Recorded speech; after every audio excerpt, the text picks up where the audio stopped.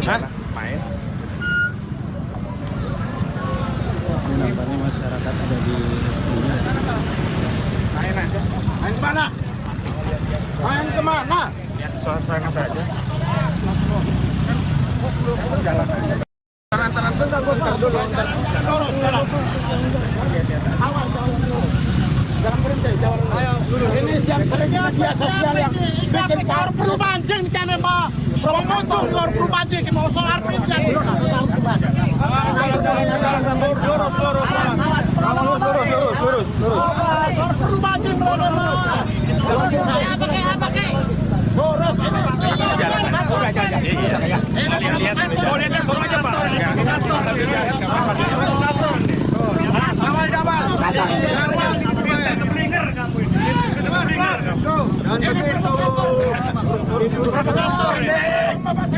Dukung berdua. Ini usir ini.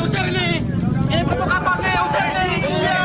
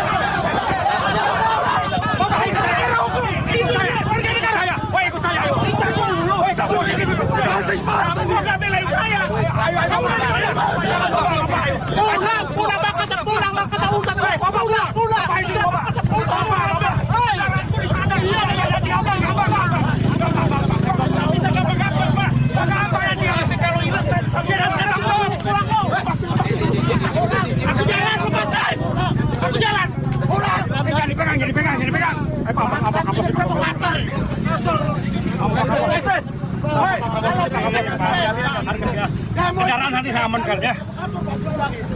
Masa. Gak ada nih lah. Saya diperlakukan seperti Yang ini. ngerti dia masa. Pak, lindungi saya. Ini bukan lindungi, Bapak ini saya melindungi nih, Bapak. Saya dipukul, Pak. Saya dipukul, Pak, belakang. Saya dipukul, Pak, belakang. Proses yang mukul. Proses. Gak kelihatan. Proses hukum. Gak kelihatan. Aparat negara sampai dipukul. Proses hukum. Udah. Negara harus benar. Gak jadi masalah udah. Gak bisa begitu, Iya, Pak. Caranya. Masa, Pak.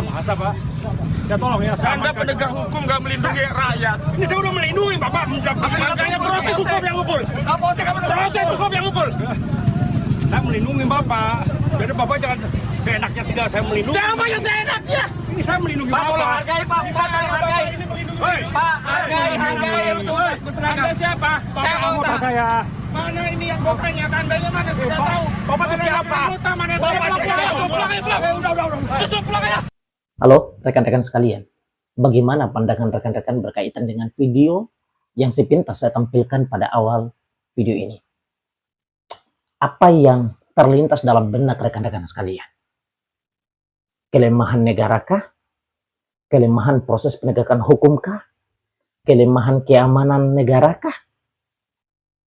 Ataukah apa? Rekan-rekan sekalian, sesungguhnya amat sangat memalukan ketika kita melihat ada salah satu oknum polisi mengatakan dia dipukuli, tetapi tidak bisa melakukan pengusutan terhadap oknum yang melakukan dugaan tindakan kriminal tadi. Ya tidakkah ini adalah merupakan bagian daripada cara berpikir yang keliru? Tidakkah ini adalah merupakan sesuatu yang lucu? Yang lucunya, saking lucunya, membuat malu institusi kepolisian kita. Yes, kita tahu secara bersama. Institusi polisi, institusi Polri adalah institusi yang berkewenangan untuk menjaga keamanan dalam negeri. Pertanyaannya mengapa sepintas video tadi terlihat seolah-olah keamanan kita dibikin mandul oleh oknum-oknum preman tersebut. Nah, ini satu persoalan rekan-rekan sekalian. Saya mau ingin memberi pandangan berkaitan dengan video tersebut. Bayangkan saja, polisi tidak bisa melakukan tindakan apa-apa tatkala kemudian oknum polisi yang tadi, yang mengatakan, yang diduga adalah seorang merupakan satu pimpinan gitu ya, di sektor yang paling terkecil, polsek gitu, mengaku dipukuli oleh oknum preman, tetapi tidak bisa melakukan tindakan apa-apa. Tidakkah ini adalah sesuatu yang lucu? Lucu sekali menurut saya. Pimpinan sektor polisi, polsek, dipukuli tetapi tidak bisa melakukan proses penangkapan kepada oknum yang diduga melakukan proses tersebut. Melakukan tindakan penganiayaan tersebut. Kepada polisi loh. Tapi polisi tidak bisa melakukan proses penangkapan tersebut. Lantas bagaimana ketika kemudian perilaku premanisme ini terjadi kepada rakyat? Terjadi kepada Bang Ahmad tadi. Yes, wajar saja jika kemudian polisi hanya bisa menjadi keamanan tanpa reaksi apa-apa. Tanpa reaksi yang menunjukkan bahwa polisi hadir untuk menyelesaikan persoalan-persoalan keamanan dalam negeri. Gila ini saya bilang. Terlihat konyol sekali ini. Dan ini satu hal, satu proses keamanan, satu metode keamanan yang harus memang diperbaiki dan harus dievaluasi oleh Kapolri Republik Indonesia, Pak Listio Sigit. Ya, persoalan keamanan di kawasan PIK 2 yang di pesisir Banten ini memang mesti harus diperkuat kembali. Tidak hanya saja Kapolsek dengan sektor anggota-anggotanya saja, yang hanya terlihat beberapa itu saja untuk harus turun di sana melakukan proses pengamanan di sana. Kita lihat bahwa aksi demonstrasi masih terjadi di sana. Ya, dan di sana masyarakat dengan preman yang dibenturkan. Lantas hanya segelintir keamanan saja yang dikucurkan di sana. Tidakkah ini adalah sesuatu untuk kemudian mematikan masyarakat itu sendiri? Mohon maaf, saya terpaksa mesti harus menggunakan bahasa agak sedikit kasar dan keras melalui video ini. Karena saya kira ini adalah persoalan yang serius. Ini bukan hanya saja tentang sebuah kawasan milik negara yang dimiliki oleh masyarakat, yang diambil tanpa sepengetahuan oleh oknum-oknum tertentu, tetapi ini berkaitan dengan nyawa-nyawa masyarakat yang tengah dengan suara lantangnya memperjuangkan keadilan, memperjuangkan hak-hak mereka, memperjuangkan aspirasi masyarakat, dan ini berkaitan dengan eksistensi negara. Ya, jadi please, keamanan mesti harus dikucurkan banyak lagi. Ya, agar memang betul-betul nampak gitu loh. Biar masyarakat ini melihat bahwa yes betul, negara serius dalam mengatasi persoalan PIK 2 ini.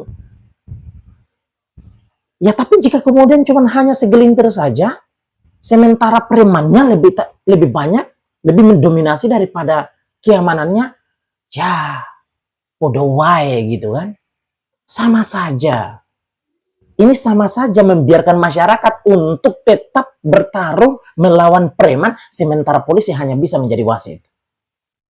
Yang hanya bisa akan kemudian menghalangi, jangan begitu, jangan begini. Saya juga dipukuli. Lalu tidak bisa melakukan proses penangkapan kepada oknum yang diduga melakukan tindakan penganiayaan tersebut, kriminal tersebut. Ayo please, ya, abang-abang kepolisian, kita mendukung kok proses penegakan hukum di Republik ini. Kami masih punya keyakinan bahwa hukum kita ini masih punya moral, masih punya etika. Ya, kami percaya bahwa supremasi hukum itu masih ada, walaupun itu hanya 0, sekian persen. Please, tunjukkan kepada bangsa Indonesia, tunjukkan kepada bangsa Indonesia bahwa melalui Polri, persoalan dalam negeri, keamanan dalam negeri bisa teratasi dengan baik. Oleh karenanya, oknum polisi yang diduga adalah Kapolsek ini memang mesti harus dievaluasi.